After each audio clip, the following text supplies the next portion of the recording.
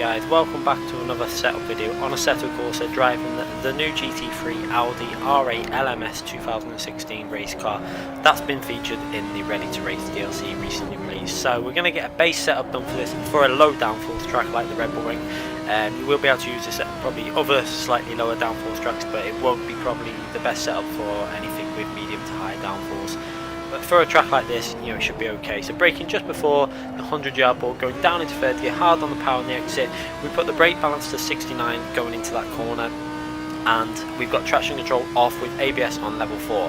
So heading our way into turn 2, we're going to look out for the 100-yard board again on the left, braking just before that 100 board, going down through the gears into third gear, then second gear, and trying to skim the apex and get the rotation on the corner. You can see we trail brake quite a lot into that corner just to stop the back end sliding out.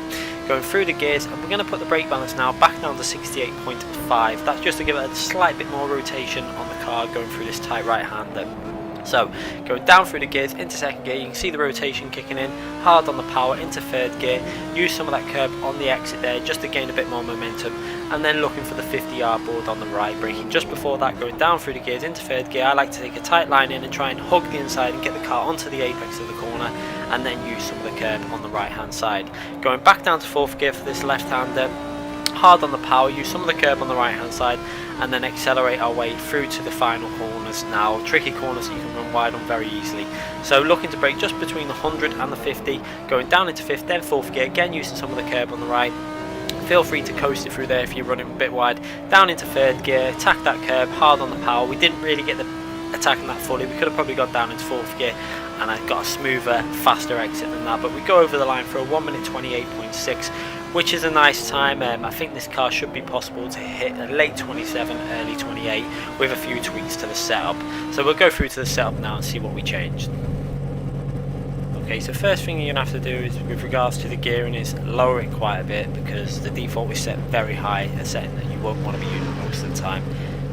With regards to tyre pressures, you can see we went quite low, but up the front right slightly just to get a bit more pressure into that front tyre that's not getting a lot of heat built up into it.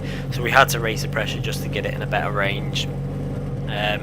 With regards to fuel, we obviously ran that. We still had enough fuel, I think, to do 2 or 3 more laps after we completed that lap. So we had plenty of fuel to go a little bit faster if we really wanted to. I think maybe a 10th or 2. Traction control off, ABS level 4.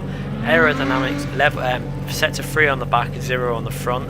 A lot more options available with this R8 compared to the old version. So you can go a lot more variation in terms of setup. Cambers we ran quite low for this track just to build a bit more straight line speed, and toes set slightly lower. Bumps we went slightly lower on the rear just to give us a bit more traction to that rear again, and the fast rebound we lowered the rear end to match the front end just so that we had a little bit more grip on the rear end coming out some of them slower corners, just so it pitched down a little bit more at the rear end. Differential 20% unusual for these cars because I had traction control off as well. It's quite strange because I know someone who drives this car in real life, and he stated that they never ever run traction control off in GT3. It's always on the weakest setting for qualifying, and they wouldn't turn it off because the car would not behave right. So they don't think they've got that quite right, and it's probably the case with most GT3 cars. These cars are set up to run with the weakest traction control setting to get the most out of them. Turn them off and they won't be handling properly. So it's just something I thought I'd share with you guys in terms of that. It's just something a bit different on this game. With regards to brake, obviously we had 68%, and then we were upping it to 68.5 or 69 depending on the corner, sometimes down to 68 if the track conditions are in really good conditions because you have a bit more grip. Front anti-roll bar 6, rear 1. That's basically just to give again more stability to the rear end coming out of some of them corners. We did slightly lower the higher range with regards to how much range it adds, so it was a bit more stuck to the floor, a bit more planted to the ground. Anyway guys, I hope this setup has helped you out. Hope it gives you a nice base setup just to do some running on a low downforce track like the Red Bull Ring. Let me know in the comments if it's a bit better for yourselves, if you find it nice for online, if it's helped you improve slightly. And I'll be back with more of these setup videos very soon. I'll leave you guys with the replay driving that car then around the Red Bull Ring, so you can listen to the car working its way around the track. Thanks again for watching.